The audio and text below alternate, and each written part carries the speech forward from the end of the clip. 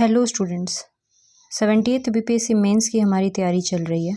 हम लोग geography optional को कवर कर रहे हैं। हमने 68th के पेपर को ऑलरेडी कवर कर चुके हैं और 69th का पेपर हमारा चल रहा था। तो चलिए वीडियो स्टार्ट करते हैं। वीडियो स्टार्ट करने से पहले मैं आपको अपने बारे में बता देती हूँ। मैंने अभी तक 3 बार बीपीएससी एग्ज़ाम क्लियर किया है और अभी मैं असिस्टेंट कमिश्नर स्टेट टैक्स के पोस्ट पर पोस्टेड हूँ। इसके पहले मैंने बीडीओ के तौर पर भी कार्य किया है।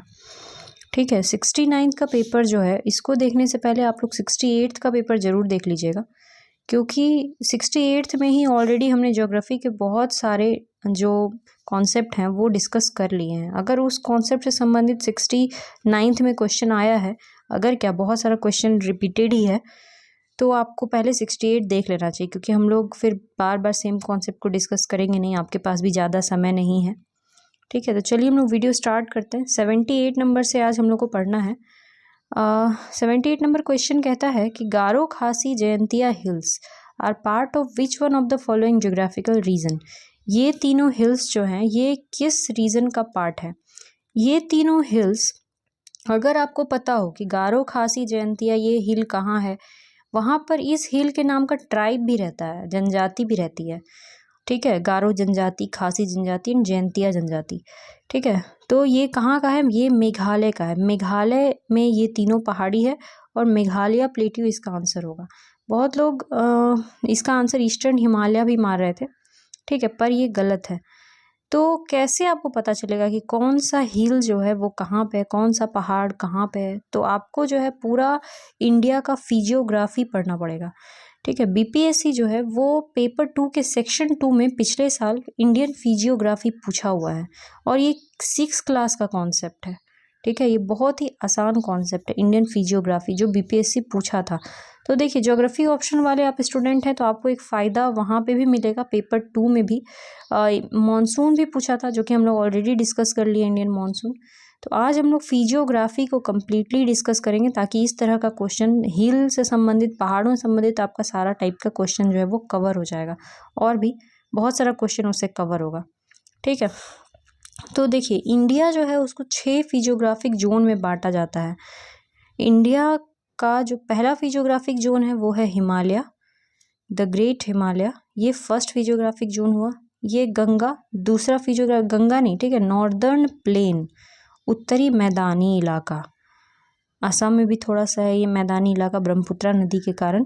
जो नदियाँ, कौन नदियाँ? ब्रह्मपुत्रा नदी, गंगा नदी और सिंधु नदी जो है ना, वो अपने साथ बालू गाद बहा करके लेके आया है और इस मैदानी इलाका का निर्माण किया है, जो ग्रीन कलर वाला जोन है।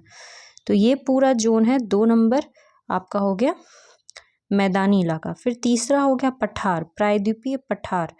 ठीक है, भारत में प्रायद्वीपीय पठारी इलाका जो है, यहाँ ये बहुत, मतलब मिट्टी जो होती है यहाँ की, वो लाल और काली मिट्टी यहाँ पाई जाती है और वो बहुत स्ट्रॉन्ग होता है।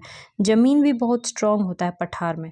अगर आप जैसे ट्यूबवेल लगा रहे हैं और आप पठारी एरिया में, मध्य प्रदेश, छत्तीसगढ़, झारखंड के रहने वाले हैं, तो वहाँ पे आपको जो पानी आएगा ना, वो 80 से 100 फीट में आएगा। मगर यही यूपी बिहार जो मैदानी इलाका है, यहाँ पे 20-30 फीट में तो बहुत अच्छा पानी आने लगता है। ठीक है, तो मतलब क्या है कि मतलब ये पठार है। ठीक है, पठारी इलाका, प्रायद्वीपीय पठार, ये हो गया आपका तीसरा पार्ट है इंडिया का। फिर चौथा पार्ट है रेगिस्तान, जो राजस्थान का मरुस्थल है। 5वां पार्ट है कोस्टल एरिया, तटीय राज्य, जो समुद्र से टच होता है जो एरिया। और छठा पार्ट है अंडमान निकोबार और लक्षद्वीप, यानी कि आइलैंड ग्रुप्स। ठीक है, द्वीप समूह, अंडमान निकोबार द्वीप समूह और लक्षद्वीप द्वीप समूह। ठीक है, हम लोग पूरा फिजियोग्राफी एक एक करके 6 पार्ट को बढ़िया से डिटेल में डिस्कस करेंगे। सबसे पहला जो हमारा पार्ट होगा वो कौन सा है आपका? हिमालयाज। ठीक है, ये देखिए, ये मैप देखिए आप लोग। जो हिमालयाज है वो पढ़ने से पहले, हिमालय में 3 रेंज होता है, ये पहले समझ लीजिए।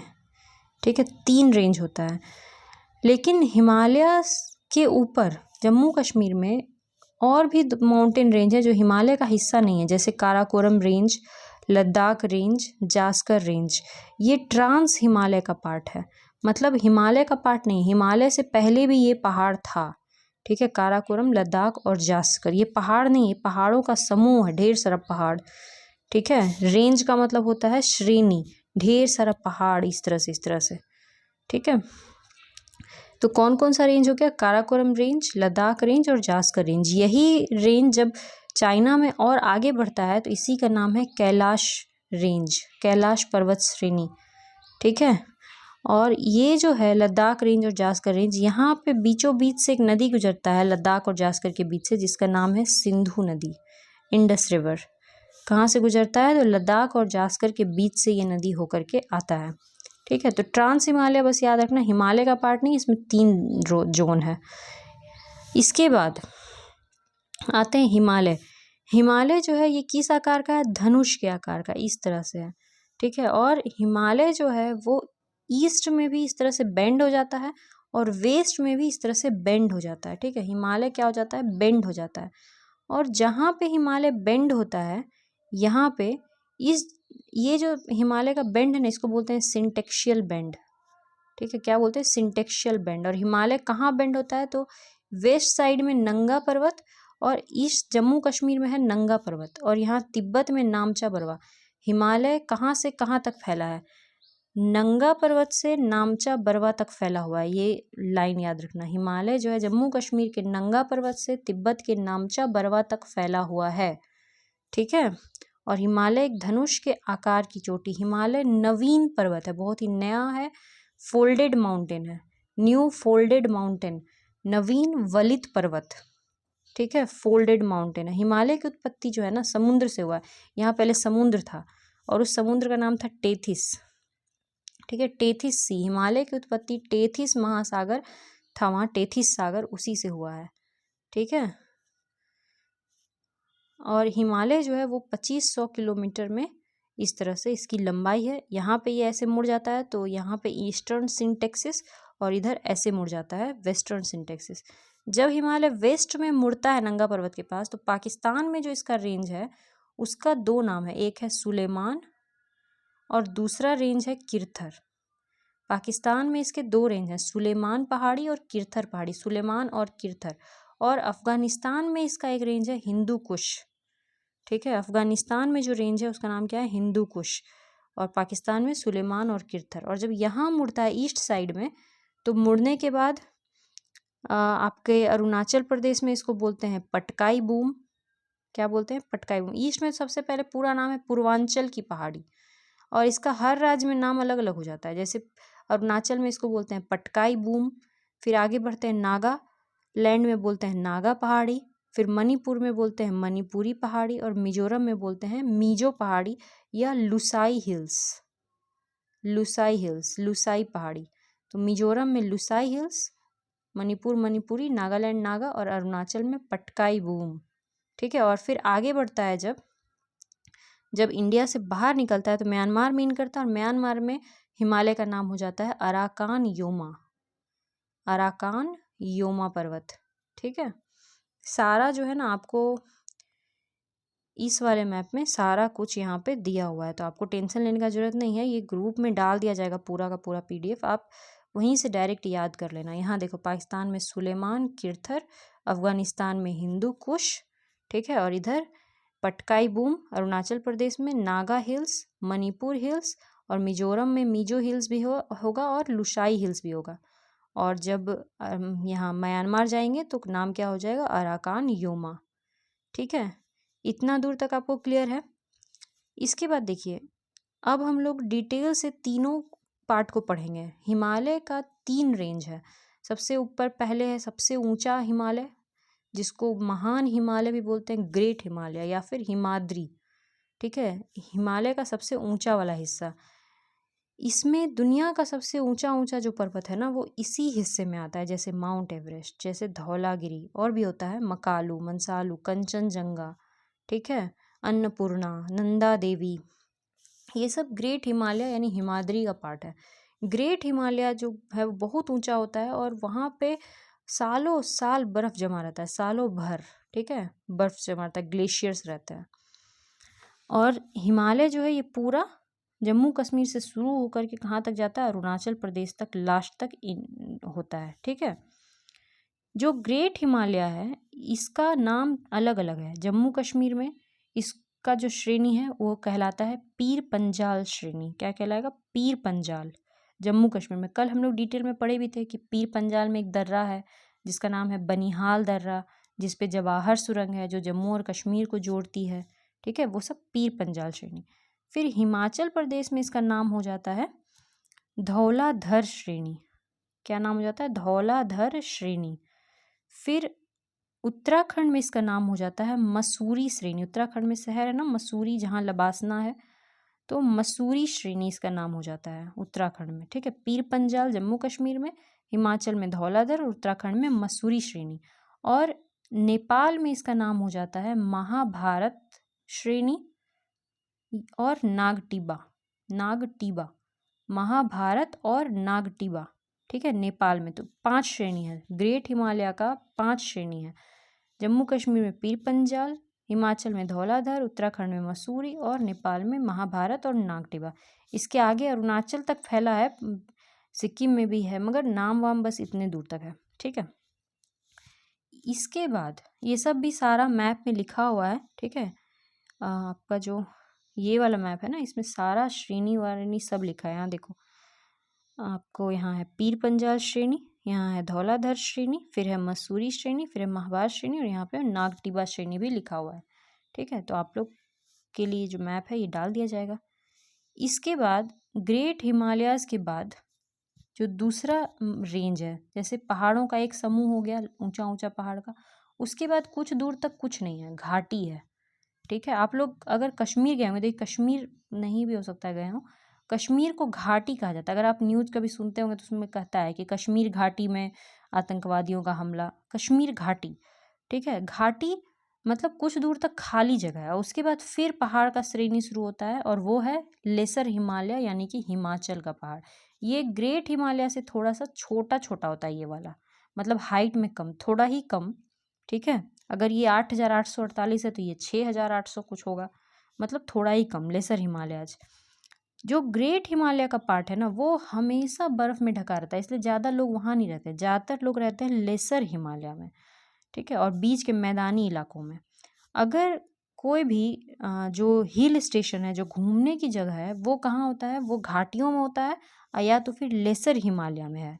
ठीक है, जैसे मसूरी श्रेणी है भले यहाँ, मगर मसूरी तो यहाँ है।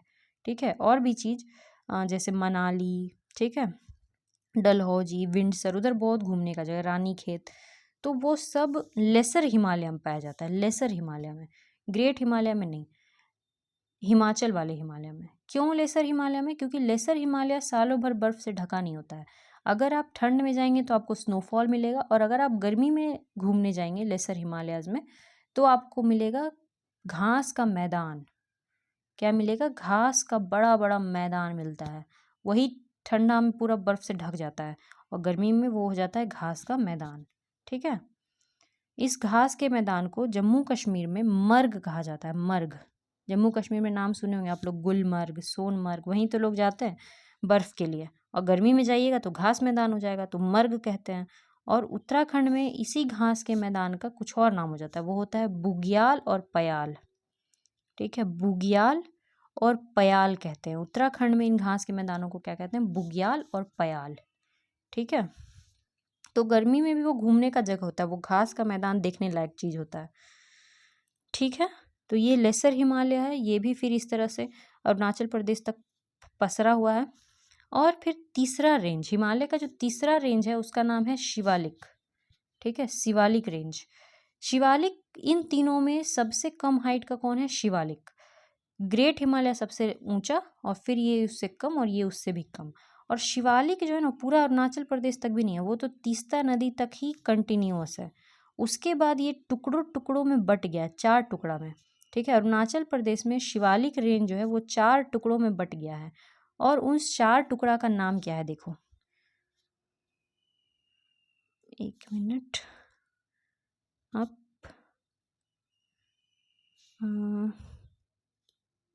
ये वाला मैप देखो। ठीक है, या 4 टुकड़ा में बट गया, उस 4 टुकड़ा का नाम है डाफला, मिरी, अभोर, मिशमी। डाफला हिल्स, मिरी हिल्स, अभोर हिल्स और मिशमी हिल्स। अरुणाचल प्रदेश में चारों हिल है, और ये क्या है? शिवालिक का पार्ट है। शिवालिक वहाँ जा करके कई टुकड़ों में बट गया है। वो 4 टुकड़ा है, डाफला, मिरी, अबोर, मिश्मी। इसी तरह से इसको याद करना, डाफला, मिरी, अबोर, मिश्मी। ठीक है। और असम में भी कुछ हिमालय का हिस्सा है जिसका नाम है मिकिर हिल्स, बराइल रेंज, एक और है रेगमा, रेगमा हिल्स। तो असम में भी 3 पहाड़ी है, मिकिर, रेगमा और बराइल। रेगमा, मिकिर और बराइल। ठीक है। असम में 3 पहाड़ी, इसका नाम क्या है, रेगमा, मिकिर और बराइल। और अरुणाचल प्रदेश में है डाफला, मिरी, अबोर, मिश्मी। ठीक है। फिर अरुणाचल प्रदेश में हिमालय को क्या बोलते हैं, पटकाई बूम, नागालैंड में नागा, और मिजोरम में मिजो हिल्स या फिर लुसाई हिल्स। समझ गए आप लोग। तो ये हो गया आपका हिमालयाज। हिमालयाज में इससे ज़्यादा कुछ भी क्वेश्चन जो है वो नहीं पूछा जाएगा, इतना आपको एकदम याद रखना है एक एक चीज़। अभी देखिए कि हिमालय, यहाँ पे बहुत सारा हिल्स है, डाफला, मिरी, अबोर, मिश्मी भी है। ठीक है। यहाँ पे देखो है ना, डाफला है ना, डाफला, मिरी, अबोर, मिश्मी। ठीक है। मिकिर हिल्स, मिकिर, रेगमा। यहीं पर आपको ये तीनों पहाड़ भी दिख रहा होगा जो क्वेश्चन में पूछा गया, गारो, खासी, जयंतिया। यहाँ देखिए, यहाँ पे गारो, खासी और जयंतिया, ये भी यहीं दिख रहा है मेघालय में, मगर ये हिमालय का पार्ट नहीं है। ठीक है। गारो, खासी और जयंतिया हिमालय का पार्ट नहीं है। इसके अलावा बाकी जो पूछेगा, रेगमा, मिकिर, बराइल, पटकाई बूम, सब हिमालय का हिस्सा है, पर गारो, खासी, जयंतिया हिमालय का पार्ट नहीं है। ठीक, किसका पार्ट है ये हम लोग आगे पढ़ेंगे। इन सब बाकी सबको मिला करके पूर्वांचल की पहाड़ी कहा जाता है।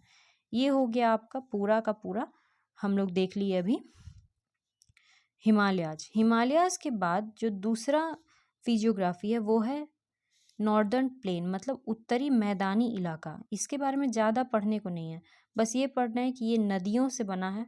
नदी अपने साथ जो गाद लेके आता है, मुख्य नदी है गंगा, ब्रह्मपुत्रा, जिसके कारण असम में प्लेन बना है, मैदानी इलाका। और इधर है सिंधु, सिंधु की नदियों के कारण पंजाब में भी मैदानी इलाका बना है। ठीक है। और यहाँ जो मिट्टी पाई जाती है वो मिट्टी होती है जलोढ़ मिट्टी।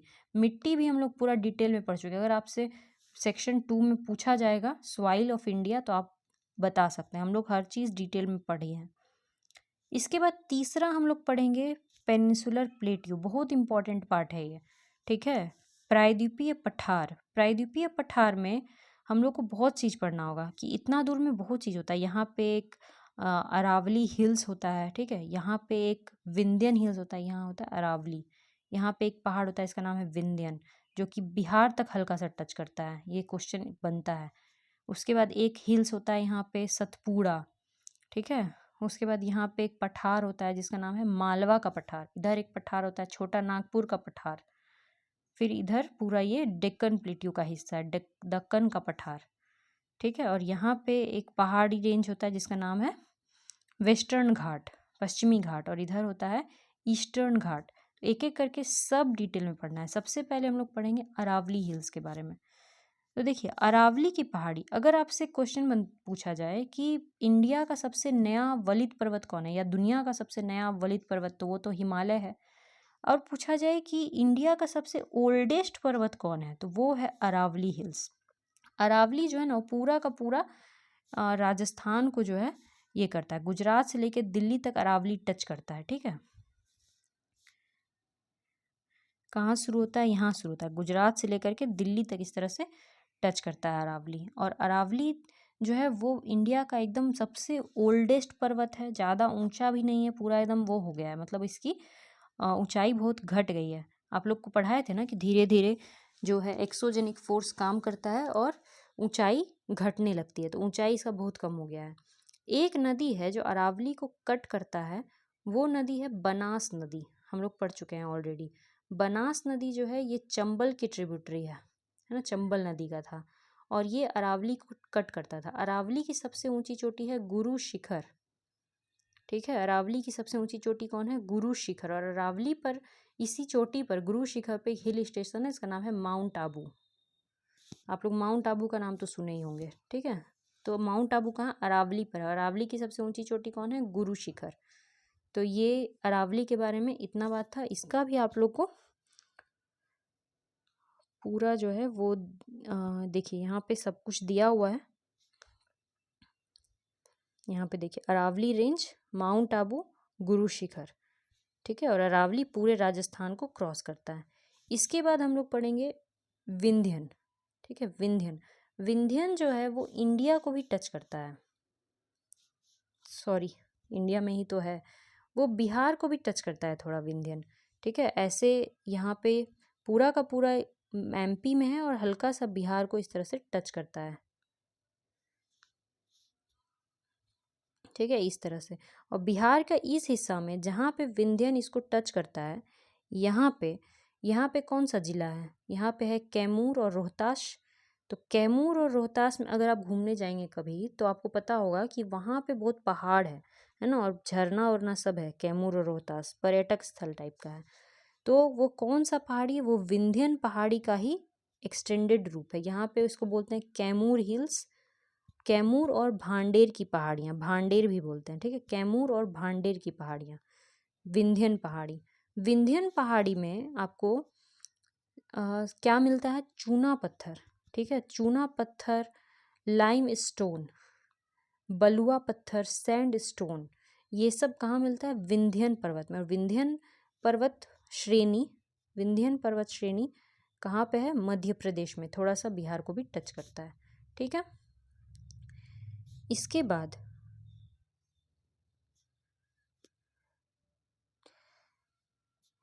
जो आपका नेक्स्ट है, ये वाला मैप देखिए, ये हम लोग पढ़ लिए विंध्याचल पर्वत श्रेणी। इसके बाद है मालवा पठार।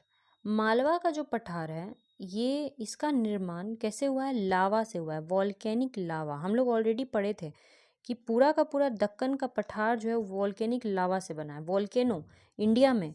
तो बहुत करोड़ साल पहले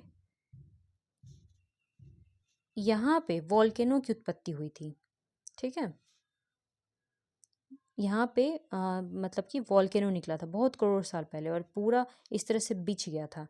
पूरा का पूरा दक्कन का पठार जो है वो वॉल्केनो से ही बना हुआ है। तो उसी तरह से मालवा का पठार भी वॉल्केनो से ही बना है। वहीं पे एक ब्लैक मिट्टी जो है वो यहीं पाया जाता है, जिसको काली कपासी मिट्टी भी बोलते हैं, और जो कॉटन का खेती के लिए बढ़िया होता है। तो मालवा प्लेट्यू भी कॉटन का खेती के लिए बढ़िया जगह। इसके बाद यहाँ पे एक नदी निकलता है मालवा पठार से, उस नदी का नाम है चंबल नदी, जो कि यमुना नदी का ट्रिब्यूटरी है। चंबल हम लोग ऑलरेडी सब पढ़ चुके हैं, ये सब चंबल उंबल के बारे में।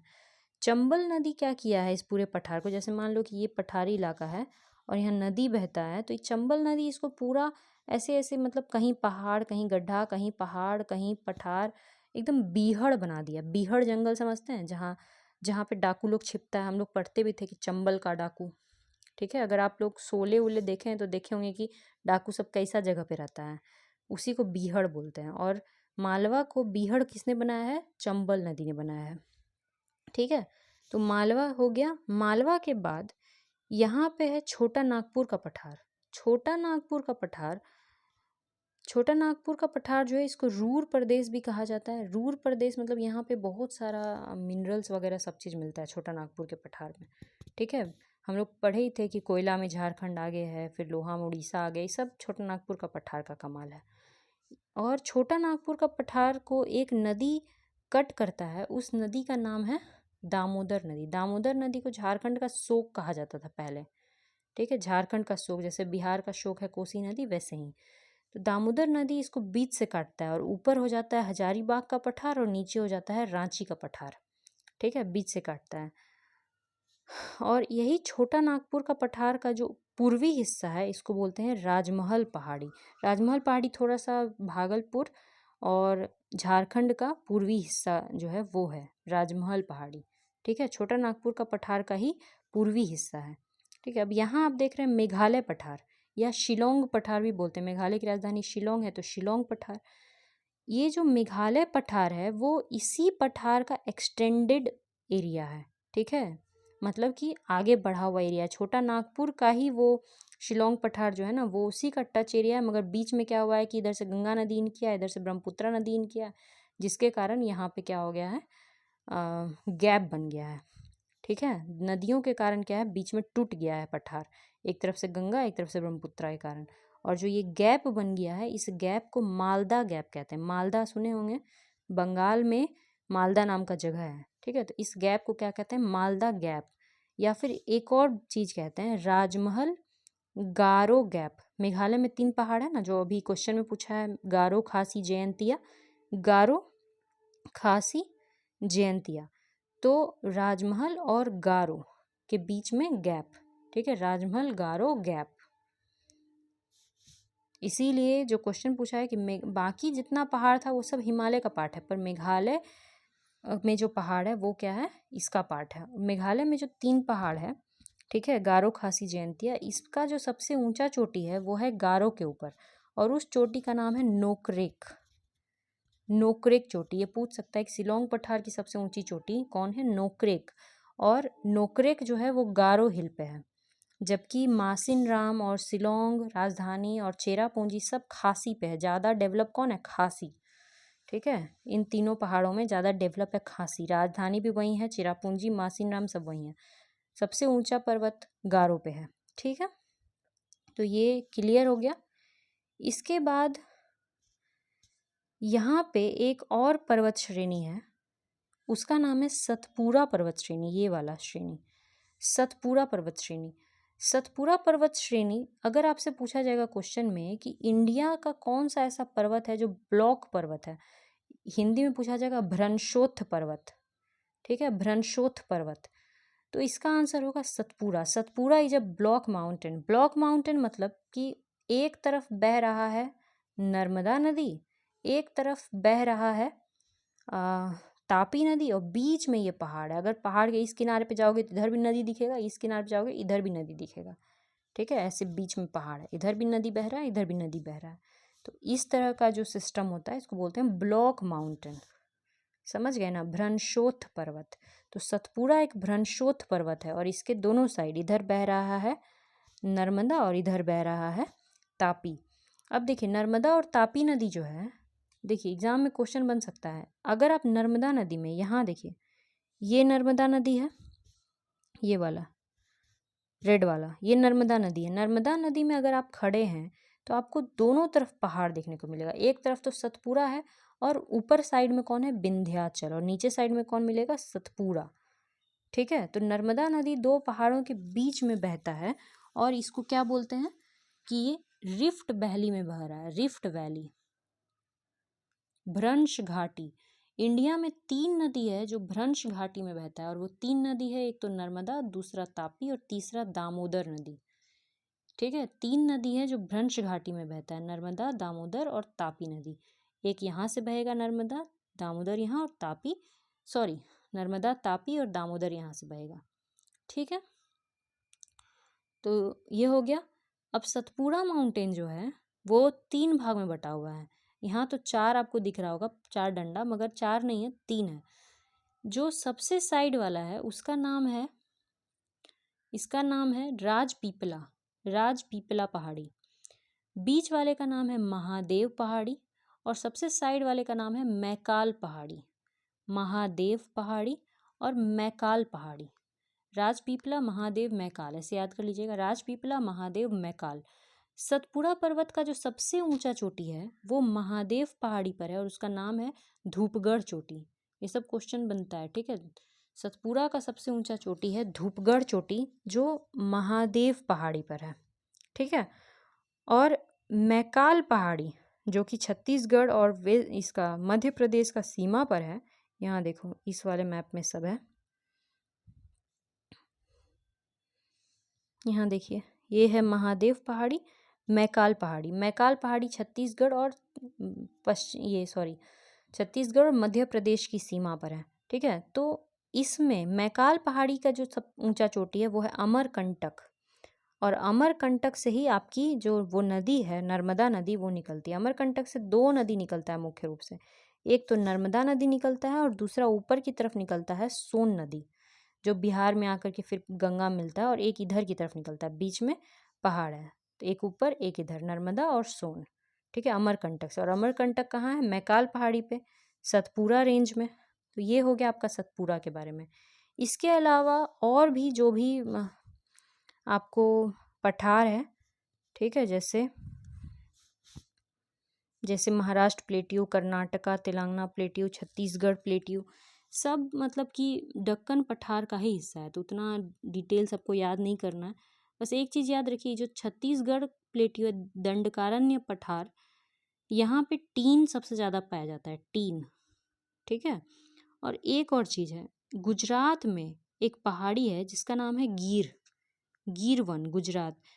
इंडिया में, पूरे इंडिया में लायन जो है वो सिर्फ यहीं पाया जाता है, गुजरात के गिर में ही सिर्फ शेर पाए जाते हैं पूरे भारत में।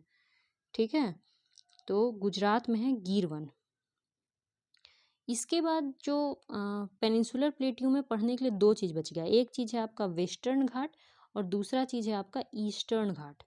वेस्टर्न घाट और ईस्टर्न घाट, ये क्या है? मतलब कि जैसे मान लो कि ये पहाड़ है इस तरह का, इंडिया जो है, इंडिया का जो निचला हिस्सा है ना, वो इस तरह का पहाड़ है। इस साइड को बोलते हैं वेस्टर्न घाट, पश्चिमी घाट, और इस साइड को बोलते हैं ईस्टर्न घाट, पूर्वी घाट। ठीक है। अगर आप यहाँ खड़े हैं तो आपके लिए ये पहाड़ है, अगर आप यहाँ खड़े हैं तो पहाड़ नहीं है। ठीक है। ये पश्चिम घाट है और ये पूर्वी घाट है, सिंपल सा बात है। अब पश्चिमी घाट पूरा कंटिन्यूअस है, यहाँ से लेके यहाँ तक फैला हुआ है। ये जो है पूरा यहाँ से लेके यहाँ तक फैला हुआ है। और ये देखो ईस्टर्न घाट, देखो एक लाइन, दो लाइन, तीन लाइन, चार लाइन, मतलब इस तरह से। और जबकि ये वाला पूरा पूरा फैला हुआ है, पूरा लाइन से है, कंटिन्यूअस है। तो ईस्टर्न घाट जो है वो कंटिन्यूअस है और वेस्टर्न घाट जो है वो क्या है, ईस्टर्न नॉन कंटिन्यूअस है, टूटा फूटा है। क्यों टूटा फूटा है? क्योंकि बहुत सारी नदियाँ गुजरती हैं, जैसे गोदावरी, कृष्णा, कावेरी। इसी कारण से ईस्टर्न घाट टूटा फूटा हुआ है।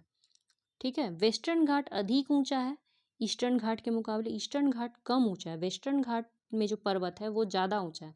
वैसे तो इन दोनों से बहुत बहुत ज़्यादा ऊंचा हिमालय के पहाड़ सब होते हैं, मगर अगर साउथ में बात करें तो वेस्टर्न घाट ज़्यादा ऊंचा है।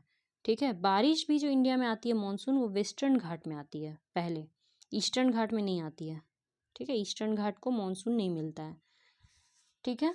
और ईस्टर्न घाट, वेस्टर्न घाट का एक और नाम है, इसका नाम है सह्याद्री, सह्याद्री पर्वत। वेस्टर्न घाट का एक और नाम क्या है? सह्याद्री पर्वत। और इसका कुछ नाम नहीं है, इसका नाम है सह्याद्री पर्वत। ठीक है।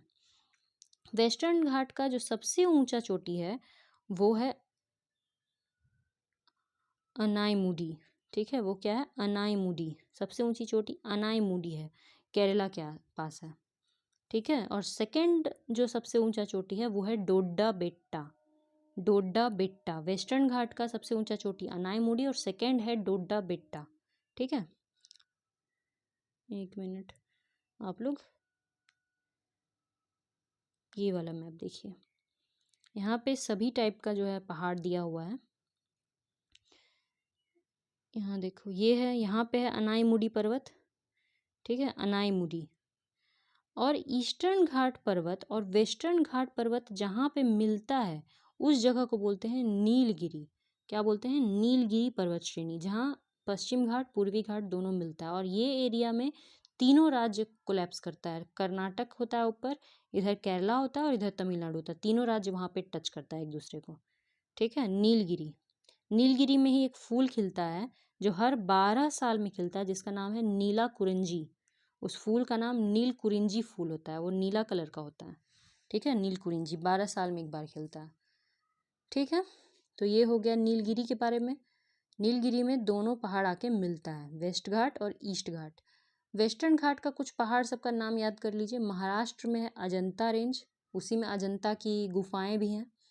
और है महाराष्ट्र में बालाघाट रेंज और हरिश्चंद्र रेंज। हरिश्चंद्र पहाड़ी, बालाघाट पहाड़ी और अजंता पहाड़ी महाराष्ट्र में।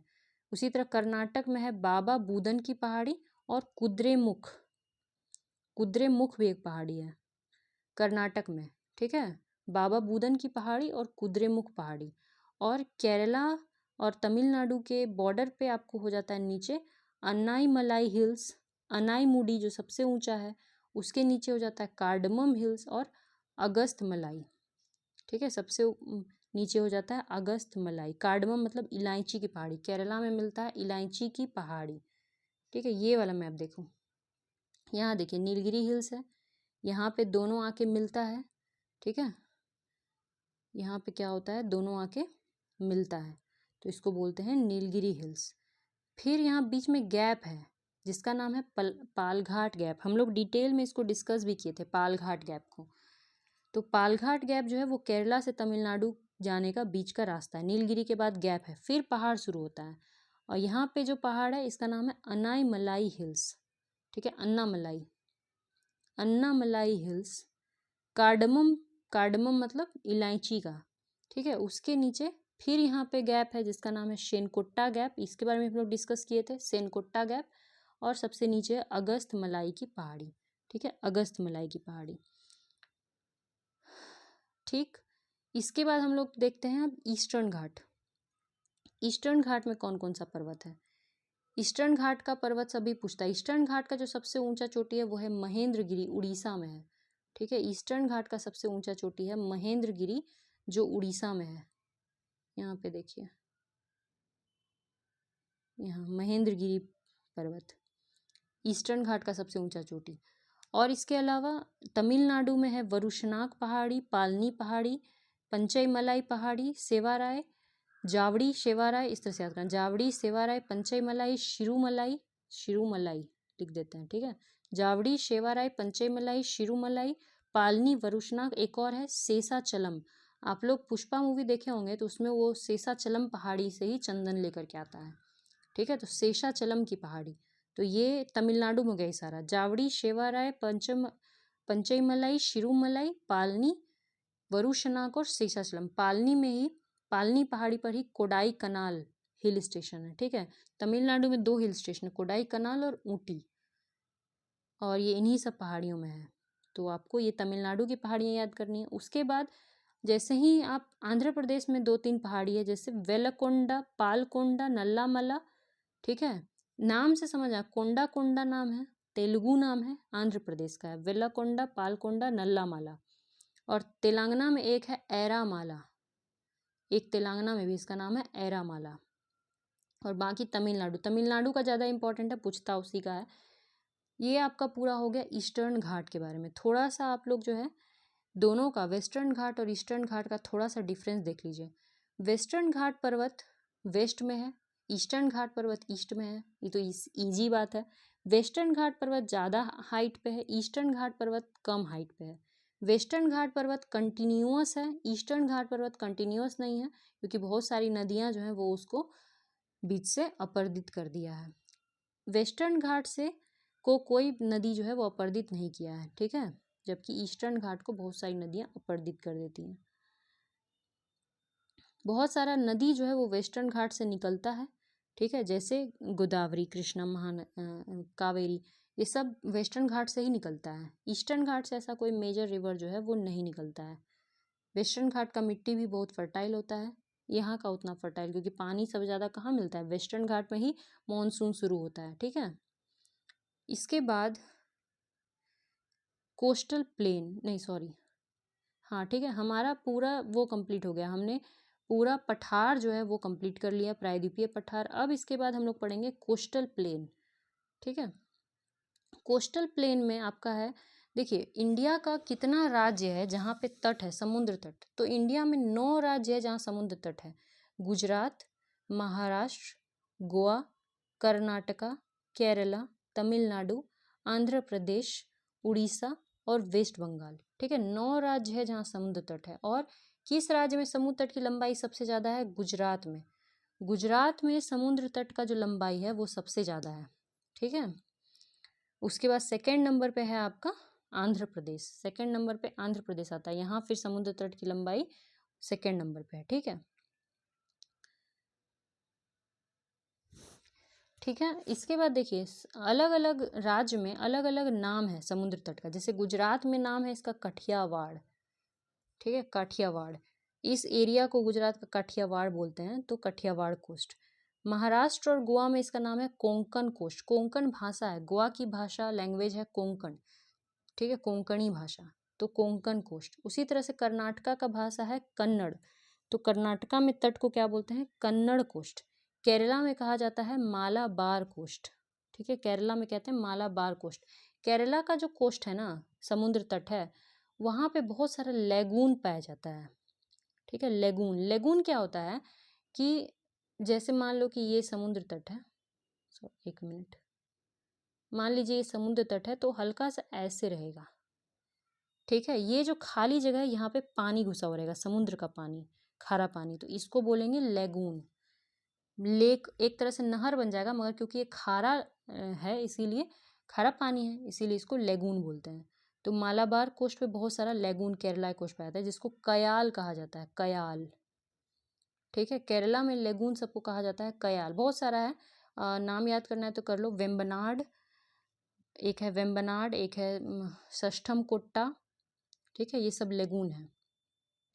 उसके बाद तमिलनाडु के कोस्ट का नाम है कोरोमंडल कोस्ट। कोरोमंडल कोस्ट एकमात्र ऐसा कोस्ट है जहाँ पे ठंड में बारिश होती है, विंटर रेनफॉल इंडिया में कहाँ होता है, तमिलनाडु में। क्यों? क्योंकि जब नॉर्थ ईस्ट मानसून आता है, नॉर्थ ईस्ट साइड से जब हवाएं आती हैं तो हवाएं बे ऑफ बंगाल से पानी मॉइस्चर ले लेती हैं और यहाँ पे गिरा देता है उसको कोरोमंडल पे, ठीक है। इसीलिए सिर्फ यहीं पर बारिश होता है इंडिया में, कोरोमंडल कोस्ट पे, तमिलनाडु के कोस्ट पे। फिर आंध्र प्रदेश में आंध्रा कोस्ट, इसका एक और नाम है रॉयल सीमा कोस्ट। आंध्र प्रदेश के तट को रॉयल सीमा तट या आंध्रा तट भी कहते हैं, और उड़ीसा के तट को उत्कल तट या उत्तरी सरकार तट भी कहा जाता है, ठीक है, उत्कल तट या उत्तरी सरकार तट। और इसके बाद ऊपर वेस्ट बंगाल है। तो ये हो गया आपका पूरा समुद्र तट के बारे में। थोड़ा सा डिफरेंस देख लीजिए, थोड़ा एक ये मैप देख लो, एग्जाम में ये क्वेश्चन पूछ भी सकता है कि इंडिया का जो ईस्टर्न कोस्ट है वो इमरजेंट कोस्ट है। इमरजेंट कोस्ट मतलब कि वो क्या हो रहा है कि पानी उसका पीछे भाग रहा है, ठीक है, जमीन उठ रहा है, पानी पीछे भाग रहा है, या आप ये याद कर लो कि जमीन उठ रहा है, इमरजेंट कोस्ट है, ठीक है, इमरजेंट, जमीन ऐसे उठ रहा है। मगर इंडिया का जो वेस्ट कोस्ट है वो क्या है, सबमर्जेंट कोस्ट है, वो डूब रहा है। मतलब मान लो कि ये पठार है ना, तो पठार अब ऐसे ऐसे हो रहा है, इधर वाला ऐसे ऊपर उठ रहा है, इधर वाला नीचे जा रहा है, ठीक है। तो ये कोस्ट जो है इमरजेंट कोस्ट है पूरब वाला, और वेस्ट वाला क्या है, सबमर्जेंट कोस्ट है। मगर मालाबार के पास, केरला के पास जो है कोस्ट इमरजेंट हो गया है, मतलब उठने वाला कोस्ट हो गया है, ठीक है। तो बस आप ये याद कर लीजिएगा।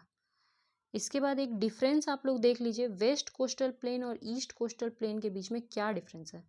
वेस्ट कोस्ट जो होता है ना, वेस्ट कोस्ट, जैसे मान लीजिए कि ये मैप है, ठीक है, और ये है आपका वेस्टर्न घाट और ये है आपका ईस्टर्न घाट, ठीक है, और ये है बे ऑफ बंगाल और ये है अरब सागर।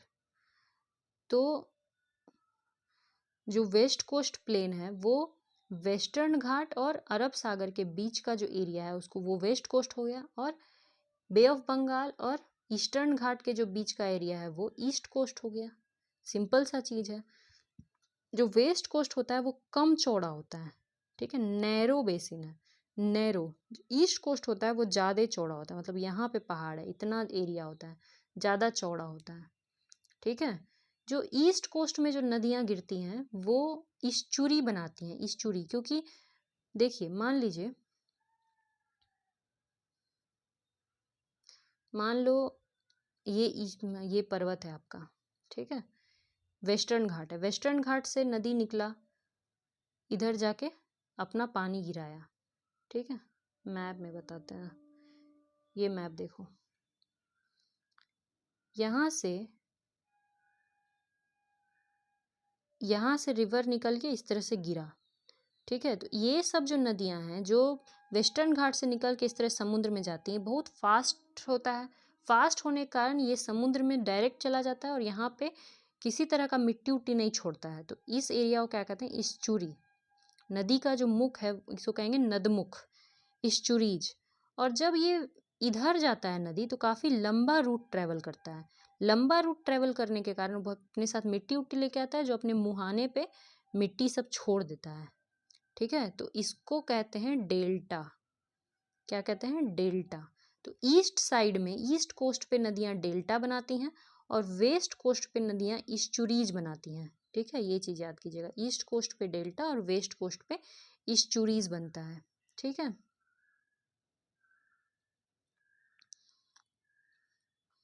गया। बाकी ये बता दिए कि मालाबार कोस्ट पे बहुत सारा लेगून होता है, केरला के कोस्ट पे बहुत सारा लेगून्स है, खारे पानी की झील है जो समुद्र से बना है।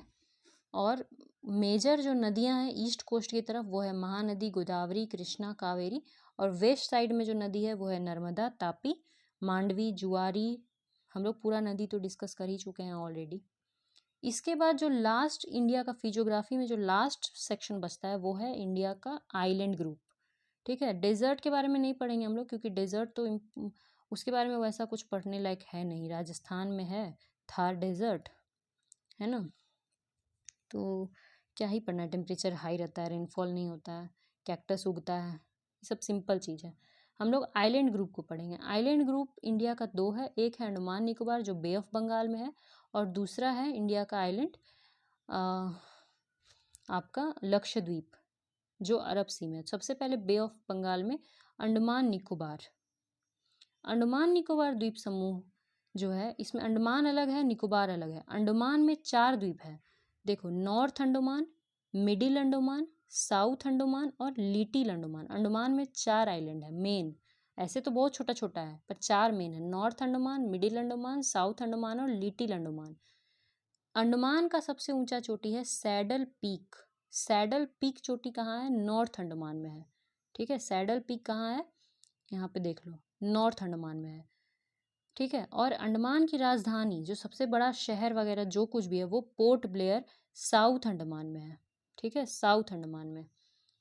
सिर्फ ऊंची चोटी नॉर्थ अंडमान में है। और इंडिया का एकमात्र ज्वालामुखी जो है वो अंडमान में ही है, जिसका कहाँ है? बैरन आइलैंड पे, बैरन द्वीप में। और एक और अभी नया खोज हुआ है वो है नारकोंडम ज्वालामुखी, मगर वो सुसुप्ता अवस्था में है। तो 2 है, बैरन आइलैंड और नारकोंडम आइलैंड, ये दोनों ज्वालामुखी आइलैंड 2 वहाँ पे है। ठीक है, इसके बाद नीचे निकोबार देखते हैं। तो निकोबार में भी 2 द्वीप हैं। अंडमान में 4 था मेन, निकोबार में 2 है। एक है कार निकोबार, क्या है? कार निकोबार, और दूसरा है ग्रेट निकोबार। कार निकोबार और ग्रेट निकोबार। ठीक है, ग्रेट निकोबार पे ही जो लास्ट पॉइंट है, यहाँ देखो क्या लिखा है, इंदिरा पॉइंट, जो इंडिया का सबसे सदर्न पॉइंट है जो 6.4 डिग्री पर है, इंदिरा पॉइंट। ठीक है, ग्रेट निकोबार पर ही स्थापित है। और अंडमान और निकोबार के बीच में 10 डिग्री चैनल है। ये क्वेश्चन पूछ सकता है कि अंडमान निकोबार के बीच में कितना डिग्री चैनल है, तो 10 डिग्री चैनल अंडमान और निकोबार के बीच में है। ठीक है, बस इतना ही चीज़ आपको अंडमान निकोबार के बारे में जानना है। ठीक है, एक चीज़ और जान लो, ये करंट अफेयर्स था तो इसीलिए बता देते हैं। 1-2 साल पहले का करंट अफेयर्स था बट पूछ सकता है। वहाँ पे देखिए सबका नाम देखो क्या है, आउटरम आइलैंड, ठीक है, रूटलैंड आइलैंड, नॉर्थ सेंट्रल आइलैंड, मगर 3 द्वीप था जिसका नाम बदला गया था, स्वराज द्वीप, शहीद द्वीप और नेताजी सुभाष चंद्र बोस द्वीप। तो ये पूछ सकता है कि किसका किसका नाम बदला गया था। तो शहीद द्वीप का पहले नाम था नील, नील आइलैंड, अभी भी ये फेमस नील आइलैंड के ही नाम से है, लोग घूमने जाता है तो नील आइलैंड, मगर नील का नाम हो गया है शहीद द्वीप। ठीक है, नील शहीद।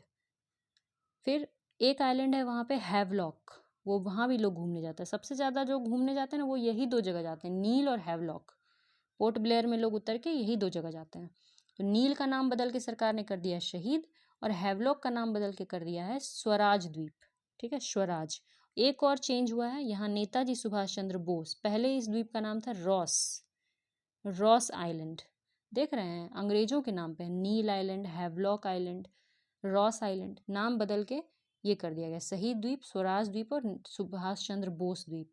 तो ये आप लोग थोड़ा सा याद कर सकते हैं, छोटा सा चीज़। ठीक है, इसके बाद हम लोग दूसरा अपना आइलैंड समूह देखते हैं, वो है लक्षद्वीप। लक्षद्वीप में 36 आइलैंड समूह हम लोग कल भी पढ़े थे। और लक्षद्वीप जो है वो प्रवाल भित्तियों से बना हुआ है, कोरल रीफ से बना हुआ है। लक्षद्वीप की राजधानी कवारती है। लक्षद्वीप और अंडमान निकोबार दोनों क्या है, ये दोनों जो है ना आपको आइलैंड टेरिटरी, और ये दोनों यूनियन टेरिटरी है, इंडिया केंद्र शासित प्रदेश है। ठीक है, ये सब देख लो कितना सारा टापू है यहाँ पे, बित्रा, पेरूमल, अगाती, अंडरोट, सबसे बड़ा है अंडरोट। यहाँ है मिनी कॉय, देखो सबसे नीचे है मिनी कॉय। अब मिनी कॉय के नीचे, मान लो ये मिनी कॉय है तो मिनी कॉय के थोड़ा नीचे है मालदीव। ठीक है, मिनी कॉय तो लक्षद्वीप का ही पार्ट है। मालदीव और लक्षद्वीप के बीच में भी एक चैनल है जिसका नाम है 8 डिग्री चैनल। पूछ सकता है कि मालदीव और लक्षद्वीप के बीच में कितना डिग्री चैनल है, 8 डिग्री, या फिर ये पूछेगा कि मालदीव और मिनिकॉय के बीच में, तो भी 8 डिग्री, क्योंकि मिनिकॉय तो लक्षद्वीप का ही पार्ट है। तो ये भी आप लोग याद कर सकते हैं, ठीक है। तो ये पूरा हम लोग इंडिया का जो है ना फिजियोग्राफिक डिवीज़न जो है वो पढ़ लिए हैं। अब हम लोग क्वेश्चन पे आ जाते हैं। हमारा क्वेश्चन था 78 नंबर कि गारो खासी जयंतिया किसका पार्ट है, तो वो मेघालय प्लेटियो का पार्ट है। इसके अलावा भी हमने बहुत कुछ पढ़ लिया। आगे का क्वेश्चन आपका जो भी आप अभी पढ़े उससे भी सॉल्व होएगा। 77 नंबर क्वेश्चन है कि which of the following pair of river and tributary is not correctly matched. नदी और उसकी ट्रिब्यूटरीज, सहायक नदी, कौन मैच नहीं कर रहा है, ठीक है। तो हमने बहुत पढ़ा था, तो हमने, आप इसका जवाब दे सकते हैं आराम से, हमने जितना भी पढ़ा है उससे इसका जवाब हो जाएगा। पर देखिए, हिमालय की नदियों में सिंधु नदी, गंगा नदी और ब्रह्मपुत्रा का हम लोग ट्रिब्यूटरी पढ़े थे, मगर हम लोग महानदी, गोदावरी, कृष्णा, कावेरी, नर्मदा, तापी इस सब का नहीं पढ़े हैं। तो हम लोग थोड़ा इस सब के बारे में भी पढ़ लेंगे, ठीक है। बाकी अगर इसका आंसर आपको आता है तो आप लोग कमेंट सेक्शन में देना। कल हम लोग इसको और आगे डिस्कस करेंगे। तब तक के लिए आप लोग पढ़ाई कीजिए। आज तो 10-20 क्वेश्चन डिस्कस करना था, मगर ये ही करने में इतना ज़्यादा टाइम लग गया, और ये इतना इम्पॉर्टेंट है कि आपको ये पढ़ लेने के बाद मतलब बहुत सारा क्वेश्चन का जो आंसर है ना वो हो जाए। जैसे यहाँ देखो, ये क्वेश्चन पूछा हुआ है ना, डाफला, राजमहल, सेवा राय, महादेव, हमने सब पढ़ लिया है, ठीक है। तो हम लोग बहुत कुछ पढ़ चुके हैं, ठीक है। तो तब तक आप लोग पढ़िए। All the very best for your exam. Thank you very much.